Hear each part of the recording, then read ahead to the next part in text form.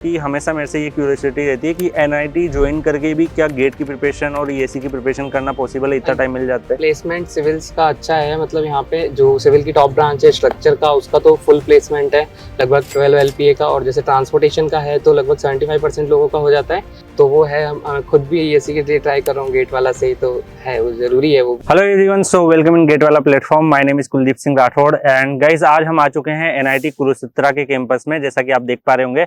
और आज हम यहाँ के जो स्टूडेंट एमटेक में एडमिशन लिए हैं गेट के थ्रू, उनसे काफ़ी सारे इंसाइट्स जानने वाले हैं। रियल एक्सपीरियंस आपको पता चलेगा एनआईटी के स्टूडेंट्स का, तो आपको काफ़ी सारी चीज़ें जानने को मिलेगी कि एनआईटी में जो मास्टर्स हमें करना है वो वर्थ है या नहीं है। उन सब चीज़ों के बारे में हम लोग डिस्कस करेंगे। तो हेलो, कैसे हैं आप? आपका डिपार्टमेंट, आपका नेम और गेट रैंक क्या थी आपकी? सर मेरा नाम दीपक है।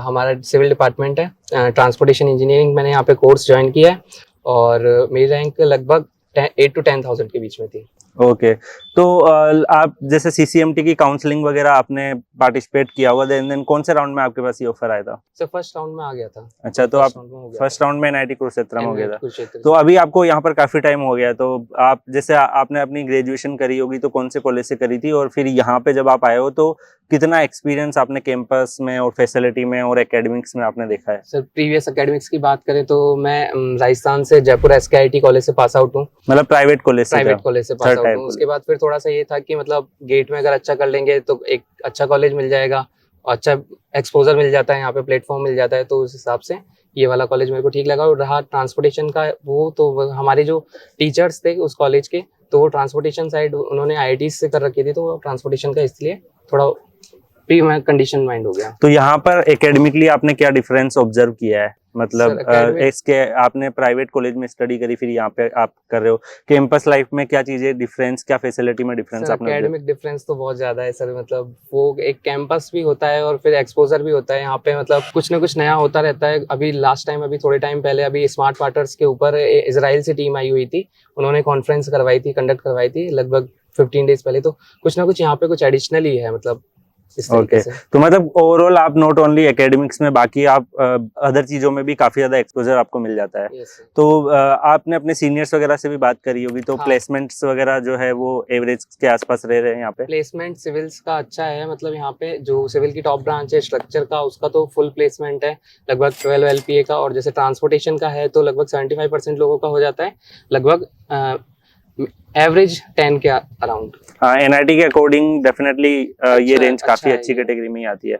बाकी यहाँ पर जैसे आपका जो एनआईटी में जो एकेडमिक करिकुलम रहता है, कितने आवर्स का आपका क्लासेस होती है, सेल्फ स्टडी आपको कितनी करनी पड़ती है? Monday to Friday work days होते हैं, उसके बाद में हमारा कुछ टाइम सेशन ऐसा है कि ऑलमोस्ट अगर एवरेज देखे तो 5 आवर्स पर डे।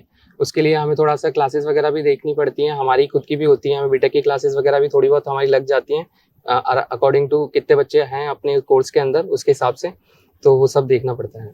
अच्छा, तो गेट की जो आपने प्रिपरेशन करी और उसके बाद आप यहाँ एनआईटी में पहुंचे हैं, तो गेट की प्रिपरेशन आपके लिए आपके अकॉर्डिंग वर्थ है या नहीं है, जो फ्यूचर जनरेशन के स्टूडेंट प्रिपेयर कर रहे हैं? डेफिनेटली वर्थ है। आप कितना भी, मतलब आप जितनी मेहनत करोगे वो जो आप डिजर्व करते हो तो मिलेगा ही, तो वो बहुत अच्छा ही है। मतलब प्रिपरेशन कभी वेस्ट नहीं जाती, एजुकेशन कभी वेस्ट नहीं जाती। अच्छा, मैंने यहाँ पे देखा कि एनआईटी कुरुक्षेत्र में काफी कल्चर है, और काफी मेरे पास्ट ईयर के स्टूडेंट्स वगैरह से भी ऑब्जर्व किया है कि काफी लोग वापस जैसे गेट, ईएससी या फिर अदर जो एग्जाम है उसमें अपेयर होते हैं।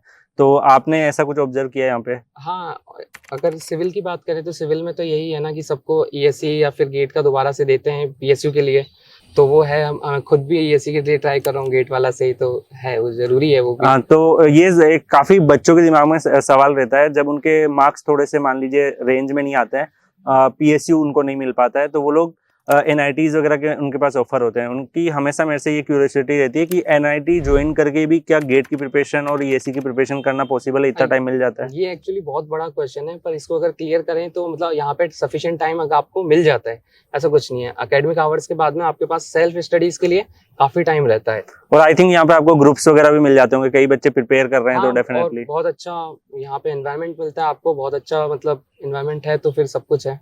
ओके, तो लाइब्रेरी वगैरह यहाँ पे 24 आवर्स ओपन रहती है? लाइब्रेरी 24 आवर्स ओपन है, और एक अपने पास इस वाले इंस्टीट्यूट के अंदर सीसीएन करके एक वो है लैब है, उसके अंदर आपके लिए कंप्यूटर्स अवेलेबल हैं, लगभग 100 प्लस कंप्यूटर्स हैं। आप उन पे कुछ भी आपका सॉफ्टवेयर यूज कर सकते हो, आप अपनी सेल्फ स्टडी कर सकते हो, यूट्यूब यूज कर सकते हो, एक्सेट्रा कुछ भी कंप्यूटर बेस्ड। अच्छा, तो आपका यहाँ पे सबसे इम्पोर्टेंट टारगेट क्या है गर्लफ्रेंड के अलावा, मतलब बाकी आईआईटी एनआईटी और एनीथिंग एल्स, मतलब फ्यूचर में आईआईटी में जाना है या पीएसयू में जाना है? गर्लफ्रेंड वाला तो ऑब्वियसली अब इसको ऐसा है साइड ना में कि रख लीजिए। मतलब सर वापस से तो एमटेक नहीं करेंगे, पर अब ये है कि पीएसयू या फिर कोई गवर्नमेंट जॉब की जो अपन प्रिपरेशन करते हैं, जेई की, वो सब तो पैरेलल यहाँ मैनेज हो जाता है आपका। इजी।